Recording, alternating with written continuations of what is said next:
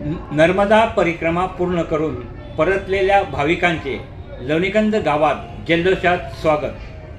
हवेली तालुक्यातील लोणीकंद तालुका हवेली जिल्हा पुणे येथील भारती रमेश वाळुंज, शांता जमादार, यशवंत कंद आणि दशरथ फराटे यांनी पवित्र नर्मदा परिक्रमा यशस्वीरित्या पूर्ण करून लोणीकंद गावात परतल्यानंतर ग्रामस्थांनी त्यांचे उत्साहपूर्ण व भावपूर्ण स्वागत केले.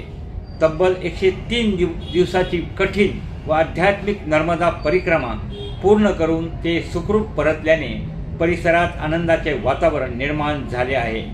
नर्मदा नदीची परिक्रमा ही हिंदू धर्मातील अत्यंत कठीण आणि पवित्र धार्मिक साधना मानली जाते. संपूर्ण परिक्रमा पायी करताना साधकांना विविध नैसर्गिक परिस्थिती, शारीरिक कष्ट तसेच कठोर धार्मिक नियमांचे पालन करावे लागते. श्रद्धा, संयम आणि आत्मविश्वासाच्या बळावर भारती वाळुंज व सहकारी भाविकांनी ही परिक्रमा यशस्वीरित्या पूर्ण केली.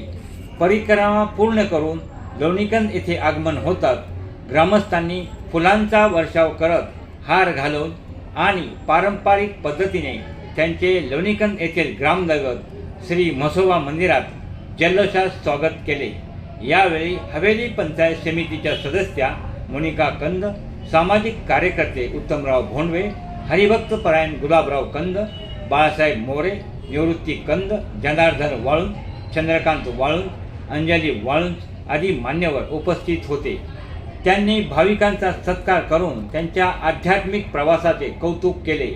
या स्वागत समारंभाला गावातील महिला भगिनी, ज्येष्ठ नागरिक तसेच युवक मोठ्या संख्येने उपस्थित होते. महिलांनी अशा धार्मिक व प्रेरणादायी उपक्रमात सहभागी होणे ही समाजासाठी अभिमानाची बाब असून त्यामुळे इतर महिलांनाही प्रेरणा मिळते, तसेच सामाजिक कार्यकर्ते उत्तमराव भोंडवे यांनी यावेळी सांगितले.